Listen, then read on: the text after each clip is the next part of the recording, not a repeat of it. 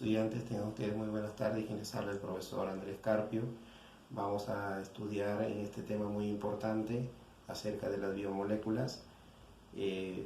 Ustedes se preguntarán por qué será tan importante. Si nos hacemos las preguntas a diario, siempre consumimos una serie de alimentos, pero no sabemos cómo es que verdaderamente están estructurados o cómo están compuestos químicamente. Entonces es ahí donde nosotros prácticamente debemos conocer qué es lo que ingerimos a diario en nuestros alimentos. El propósito en realidad para estudiar este tema tiene que ver casualmente con las competencias que venimos desarrollando nosotros a diario.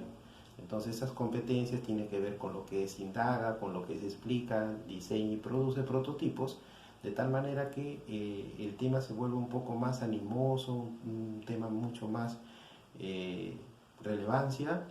Va a depender de la creatividad, porque al final vamos a dejar una evaluación, vamos a dejar un trabajito para que ustedes hagan, ¿no?, en casa o aquí en el aula, de tal manera que se les pide que presten la debida atención.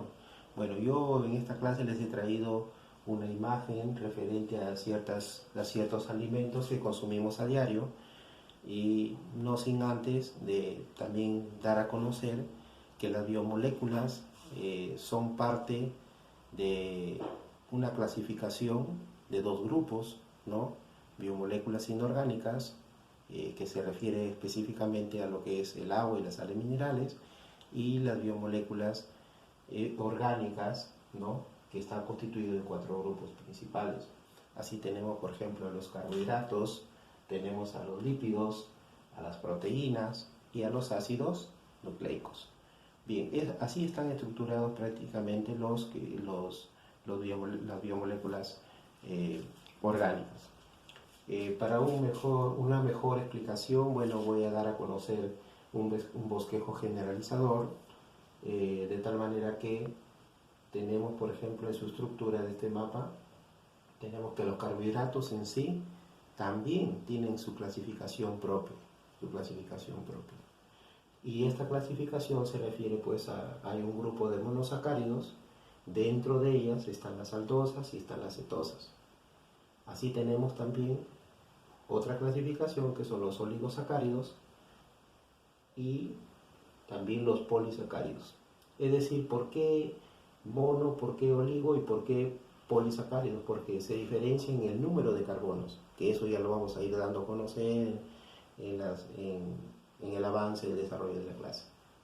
Luego tenemos también a los péptidos, que estos se clasifican en los aminoácidos, se clasifican también en lo que es las proteínas, ¿no?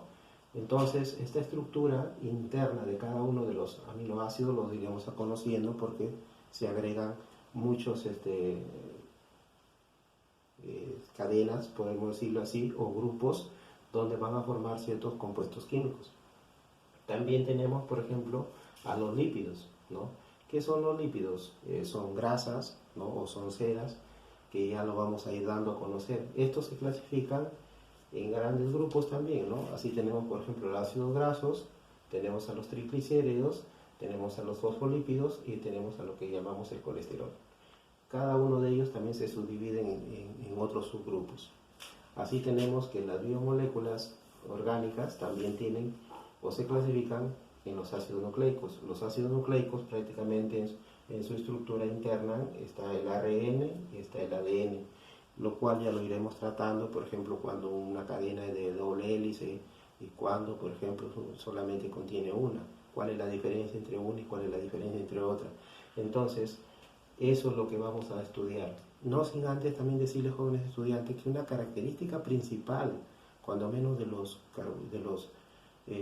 las biomoléculas orgánicas, que su característica primera es que son solubles en agua. Entonces es una característica primordial. Otra base que tienen las biomoléculas orgánicas es que están constituidas principalmente por carbono, ¿no?, hidrógeno y otros elementos también que lo iremos ya conociendo más adelante.